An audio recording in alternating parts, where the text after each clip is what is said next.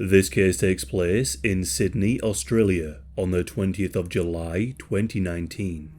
Rita Camilleri was a 25-year-old woman who lived in Sydney with her mother. Growing up, her parents had noticed that she was delayed in walking and talking, and later teachers noticed her delays in reading, writing and mathematics. Over the years, she had been diagnosed by various doctors who all gave various answers to her issues. She had been diagnosed with autism, OCD, depression and ADHD, although some doctors believed she had schizophrenia. Jessica was badly bullied at school. She struggled to make friends and she was frequently mocked and teased by her peers, and she would often respond to the bullying with violence. In year 9 in school, Jessica was suspended for biting a boy and pulling his girlfriend's hair. The following year, she attacked a schoolgirl and was expelled. It's reported that Jessica had a particular dislike towards her female peers. In her home life, she would often have conflict with her family members. Following a fight with her parents, she was forced to live with her grandmother, with hopes that this may help to solve the issues. However, shortly after moving in, she attacked her auntie, so was made to go back and live with her parents again. Whilst living at home again, Jessica was constantly verbally aggressive to her parents. The stresses she brought upon her family resulted in her parents breaking up and her father leaving home. Jessica's mother Rita did everything she could for Jessica and supported her despite her husband leaving. Despite the problems Jessica would cause, Rita assured her daughter that she would not be institutionalized. Starting in 2012, Jessica committed a series of assaults. On one occasion, she saw a woman holding her baby. Jessica walked over and pulled the woman's hair. 6 other such instances were reported to the police, where Jessica would approach random people and pull their hair. The reasons were usually that the person was looking at her in a way that she didn't like. Jessica would also develop a very strange and disturbing hobby. She enjoyed calling random numbers to harass and threaten people on the other end. The kind of threats she would make was a sign of what was to come. One person who was a victim of these calls was a woman named Natalie Naylor. In 2015, Natalie received 20 phone calls from Jessica, and in these calls, she would threaten to kill Natalie's husband. Jessica would say, "I will come over to your door with a knife in my hand and slit your throat myself. I will ram a knife right through your neck and cut off your whole head." She did this to numerous people. Another person was a man named Matthew. For over 12 months in 2018, Jessica would call Matthew's personal numbers and business numbers at least 100 times a day. In these calls, she would threaten to stab him and cut his head off. Rita was made aware of these very disturbing phone calls. However, despite her trying, she was unable to stop Jessica from placing the calls. Despite Rita doing everything she could for her daughter, Jessica would be constantly rude and aggressive towards her. She would often scream and swear at her, even in public. In June of 2018, Jessica's aggression began to escalate further. Her psychiatrist noted that she had very low impulse control and would lash out and act without thinking of any consequences. She was diagnosed with intermittent explosive disorder and was prescribed antidepressants and Valium. Although, by December, Jessica declared that she no longer wanted to take any medication. And now we arrive to July of 2019. At this point, Jessica and Rita lived alone together. Her older sister had moved out and married, and of course her father had left home a number of years prior. And Jessica was seeing a therapist for her anger and depression. However, there was little improvement. On the 19th of July, Jessica made a number of phone calls to a random man. She made her usual threats of decapitation and told him that she hopes he gets cancer and dies. Rita learned of this and sought help from the police in an attempt to get Jessica to stop this behavior. That same day, Rita took Jessica to the station and an officer gave Jessica a caution, instructing her to never call people and make threats ever again. Rita and Jessica then left the station and made their way home together. The following day, on the 20th of July, a young relative of Rita and Jessica's came over to stay with them. This relative was only 4 years of age, so they are unnamed. Because they were only 4 years old, Rita needed to provide more supervision, care, and attention to the child.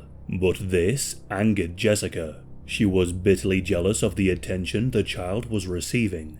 In the evening, Rita ordered a takeaway for Jessica and the young relative who was staying with them for the night. Soon after, Jessica told her mother that she was experiencing a severe stomachache and needed a doctor. The doctor arrived at around 9:30. Rita let her inside so she could inspect Jessica's symptoms. However, Jessica was on the phone to a fast food restaurant trying to order a second serving. The doctor would later say that Rita tried to get Jessica to hang up on the phone, but Jessica refused and instead continued to speak on the phone. She began to ask the attendant on the line to tell her that he loved her. The doctor waited for some time, but after around half an hour, it became clear that Jessica would not get off the phone, so the doctor left. She was also sure that Jessica had faked these symptoms. After the doctor left, Rita made a call to her eldest daughter, who is named Christy. Rita told Christy that she was worried for Jessica and believed that now was the time to have her institutionalized. However, this is something that Jessica really didn't want. Rita walked over to grab her mobile phone and began to call the emergency services to have Jessica be taken to a psychiatric hospital. But before she could, Jessica approached her and grabbed the phone. The two engaged in a brief struggle before Rita then made her way to another room to grab a different phone. But Jessica had followed her into the room. Jessica knocked her mother to the ground, grabbed her by the hair and dragged her into the kitchen. She then opened a drawer, pulled out a knife and sat on top of her mother to restrain her. Jessica then proceeded to stab Rita in the face, head, and neck multiple times. The child relative who was staying over heard all of the commotion. He went to see what was happening, only to witness the horrific sight. This young 4-year-old boy bravely took action. He jumped on Jessica and tried to get her to stop attacking Rita, and took the lid of a toy box and struck her over the head. Of course, this brave young lad was far too young to do anything to stop Jessica from attacking Rita, but the fact that he tried to do something at that age is incredible. Jessica pushed the child away and slashed his face from his ear to his cheek. The child retreated, and due to the horrific scenes he had witnessed, he began to vomit a number of times. It's also likely that Rita was still alive when the young boy had tried to defend her. Jessica had used such force in stabbing her mother that she broke 4 knives. Each time one broke, she would grab another.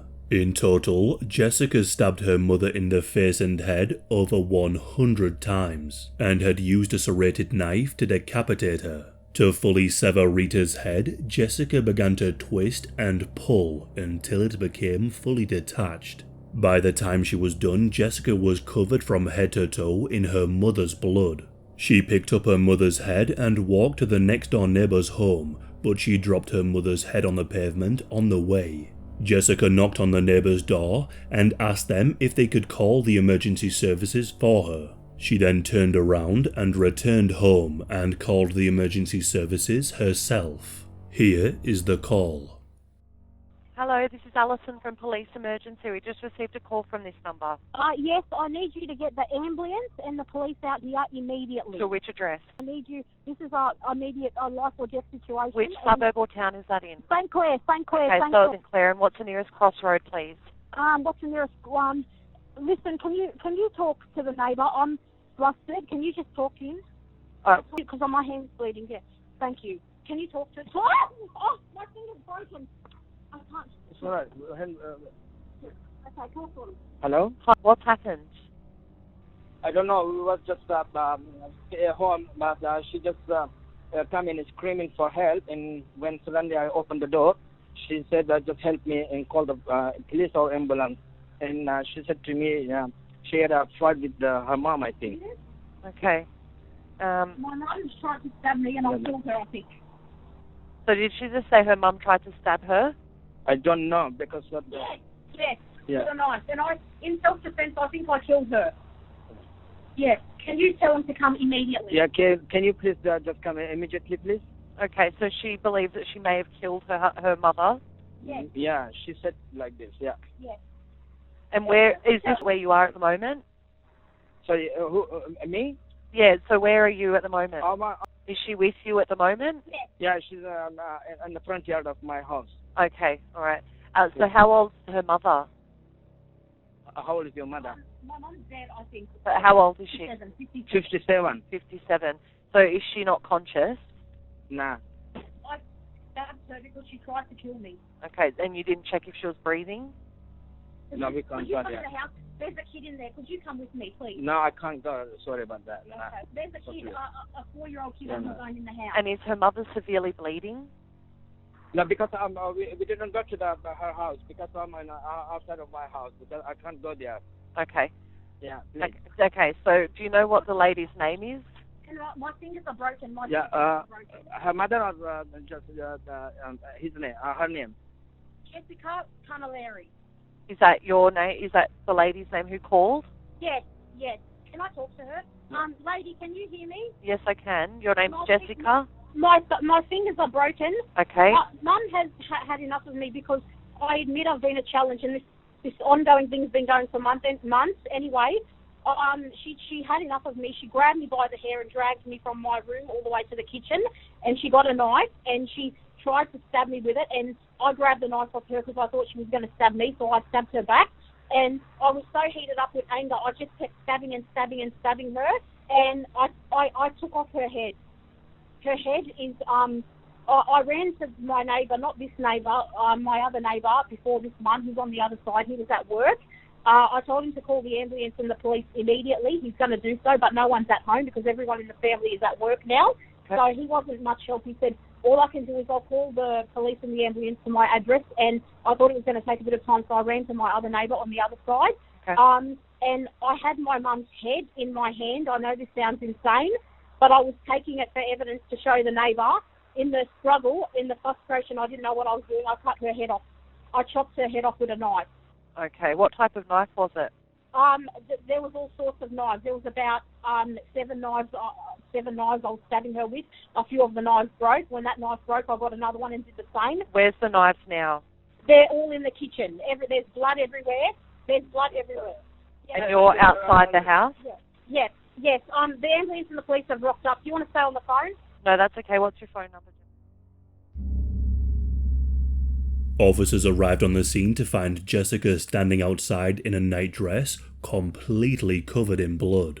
When the police asked what had happened, she told the officers that her mother had tried to kill her with a knife, and claimed that she had defended herself. The police apprehended Jessica and inspected the scene. Inside, they found the young 4-year-old boy hidden in the living room. He was taken to hospital as the cut to his cheek was rather deep. He underwent surgery for the cut to his cheek, and he also had a small cut to his hand. But of course, the main damage was psychological. The young boy was deeply traumatized by the events that he witnessed that night.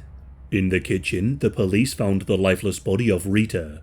Her head was also located outside the home. Before she was taken away, Jessica pointed to where the head was and asked the officers if they would be able to sew her mother's head back onto her shoulders. Jessica was taken to the station and was questioned further. She said that she had been attacked by her mother and did what she did in self-defense. However, Jessica had no physical injuries. She also only really seemed to care about what would happen to her now, and showed little remorse for what she had done. Crime scene investigators began to examine the scene. They were able to determine from the crime scene that Jessica was lying. She had been the aggressor the entire time, not Rita.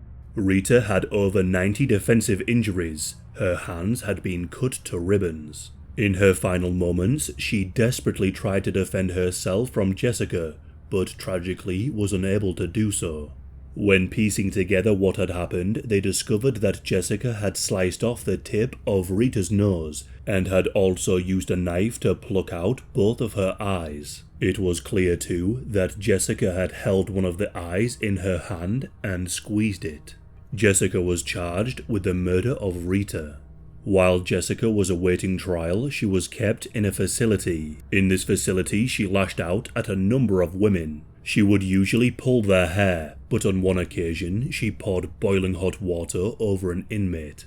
The trial began on the 30th of November 2020. The evidence of the brutal crime was read to the jury, describing the horrific things Jessica had done to her mother. Jessica's hobbies were also brought up, which included the disturbing phone calls. But it was also brought up that she was obsessed with horror movies. And two movies in particular, The Texas Chainsaw Massacre and Jeepers Creepers. She was known to watch these movies on repeat. I'm not claiming that movies caused these things to happen, I'm just mentioning what was brought up in court and by the media. A family friend also came forward and said that Jessica had voiced her concerns about being put into a hospital. Jessica told this family friend that she would rather kill someone than return to a psychiatric hospital. Jessica's defense team brought up the various mental disorders she had that would have impaired her ability to control her anger and emotions. It was concluded that Jessica had an intellectual disability disorder, autism, and severe anger issues, along with narcissistic features and features of OCD, depression, anxiety, and ADHD. However, the prosecution brought forward evidence from a psychiatrist that showed that Jessica knew right from wrong. When the family of Rita read their victim impact statements to the court, it was reported that Jessica showed little interest in what they had to say. The jury were convinced that Jessica's judgment was impaired by her conditions, and as a result of this, she was found guilty of manslaughter and not murder. Jessica was sentenced to 21 years and 7 months. After being convicted, Jessica spoke with a forensic psychiatrist, and she admitted to him that she attacked her mother and did not act in self-defense. She told the psychiatrist that she hacked her mother like a butcher, and described how she twisted her mother's head to fully remove it. Jessica also claimed that the murder was as brutal as it was because she had been inspired by the horror movies she had watched. Since being incarcerated, Jessica has expressed remorse for what she had done, although this does seem to be somewhat disingenuous, as in September of 2022, Jessica appealed her sentence. The result of this appeal is yet to be determined. Jessica's older sister Christy has stated that before the attack, Jessica had all the support she needed. All the support she refused. Jessica preferred the attention her behavior attracted instead. Christy described her mother as having a heart of gold and always put other people before herself. Others have said that Rita's unconditional love for Jessica was remarkable, but that sadly she was blindsided and couldn't see what Jessica was truly capable of.